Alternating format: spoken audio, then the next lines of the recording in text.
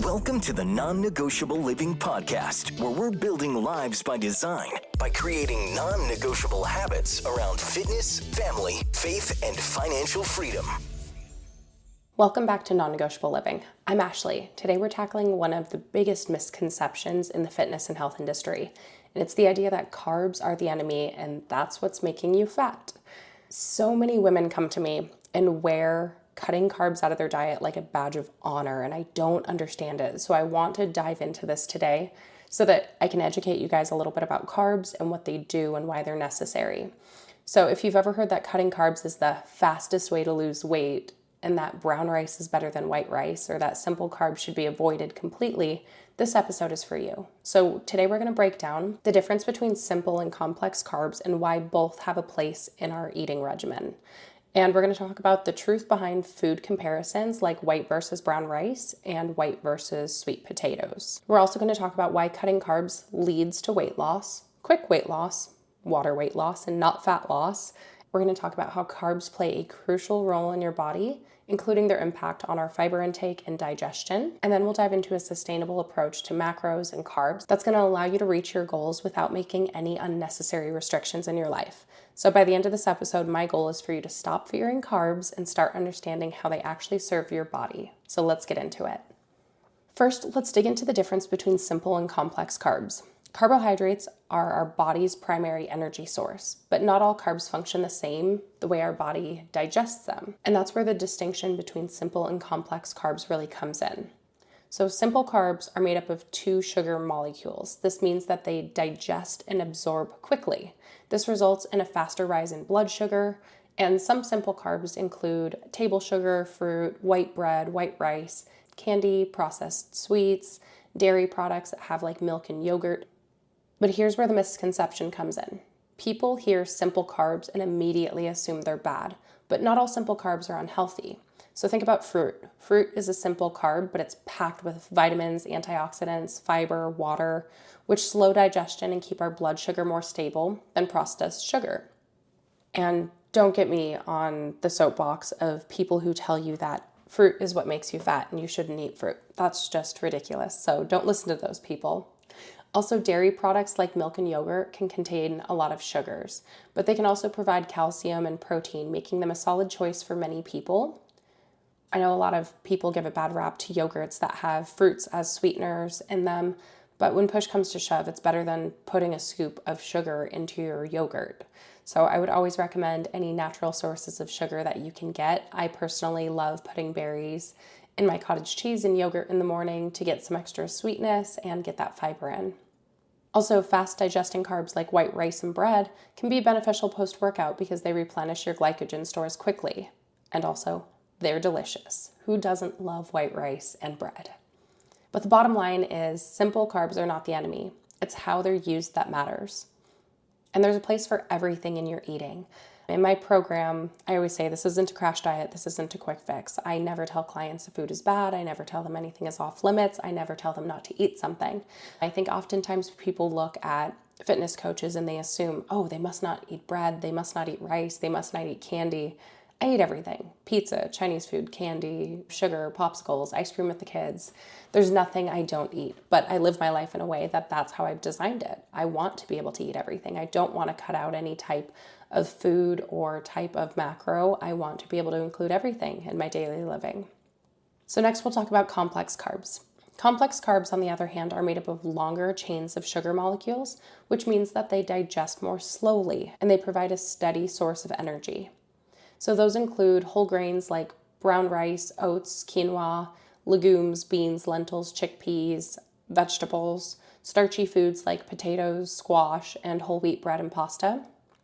Now, the benefit of complex carbs is that they help keep your blood sugar levels stable. They provide fiber, which is essential for gut health.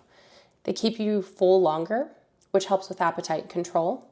And they contain a lot of important vitamins and minerals. But at the end of the day, both simple and complex carbs serve a purpose. And what matters most is the overall quality of the foods you're getting in every day. So just keep that in mind. Next, we're going to talk about a misconception I hear often where people say, well, I choose brown rice instead of white rice, or I only eat sweet potatoes instead of white potatoes. So I want to dive into this idea. So this is a big nutrition debate, and is brown rice healthier than white rice? Are sweet potatoes healthier than white potatoes? So when it comes down to the rice comparison, brown rice does contain more fiber because it still has the bran and germ intact, and it also has slightly more vitamins and minerals than white rice. White rice, on the other hand, has the bran and germ removed, which makes it easier to digest. But here's the truth. The difference between them are not significant enough to make or break your progress. If you digest white rice better, eat it. If you prefer the texture of brown rice better, eat it. The best carb is the one you're going to enjoy and eat consistently in a way that serves your goals. So the one thing you have to remember about both white and brown rice is they're pretty high calorie for the volume. So when you're thinking about whether or not to be eating rice often, maybe the choice isn't which rice should I eat, but rather should I be eating rice every day? Same thing with sweet potatoes versus white potatoes. Sweet potatoes are higher in vitamin A, which is great for your eye health. And white potatoes contain more potassium and almost the same amount of fiber content if you eat them both with the skin on. So the biggest mistake people make is thinking one thing is good and the other is bad. They're both whole nutrient-dense foods, so what matters is how you prepare them and how you fit them into your macros. So why are carbs made out to be the enemy then? Low-carb diets are known to cause rapid weight loss, which misleads people. So when people cut carbs out of their diet, they often see weight loss fast. But it's not fat. Carbs are stored in the muscles and liver as glycogen. And for every gram of glycogen your body holds 3 to 4 grams of water. And when you cut carbs, your glycogen stores shrink and you lose water weight, but not necessarily body fat. So this is why people who do keto and low carb diets lose weight so fast at first, but the second they start eating carbs again, the scale goes back up. They're not actually losing fat unless they're in a consistent calorie deficit for an extended period of time. So the people who are like, oh, I'm just going to cut carbs and I'll lose 5 pounds. Sure, you're losing water. It's not fat. So just be cognizant of that. Also, the diet industry profits off of carb fear. So let's be real, low carb sells. And there's a reason keto meal plans, supplements, books are everywhere. There's nothing magical about cutting carbs. Fat loss comes from a calorie deficit, not from eliminating an entire macronutrient that your body relies on. But think about all the low-carb food options at the store. People make money off of this. So absolutely, it is an industry that they're going to keep pumping into. They're going to keep slapping low-carb on things. They're going to keep telling people, this is keto, this is going to help you lose weight. But the only thing that helps you lose weight is a consistent calorie deficit. And carbs are essential for your body. We need carbs to function properly. For one, they fuel our brain. Our brain runs off of glucose primarily, and that comes from carbs. So do you ever feel like that brain fog on a low-carb diet? That is literally your brain begging for fuel. Carbs also help you perform in the gym. Carbs restore your glycogen stores, which help your muscles recover and grow after workouts. Carbs can help regulate our hormones. Low-carb diets actually disrupt thyroid function and menstrual cycles in women. And carbs provide us the majority of our fiber. So fiber is a carb and it's critical for digestion, gut health, and satiety.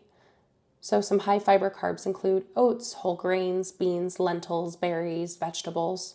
So if you cut carbs, you're likely cutting your fiber too, and that could lead to bigger problems. So we have to make sure that we're not cutting carbs for the sake of cutting carbs. When I look at the meal plans of people who are on keto or trying to eat low carb, they're often getting 0 to 10 grams of fiber a day, and we should be aiming for around 25 to 30 grams of fiber a day. So we just need to take the right approach when it comes to achieving sustainable fat loss. So instead of fearing carbs, we need to look at what actually works. It's fine to include a mix of simple and complex carbs.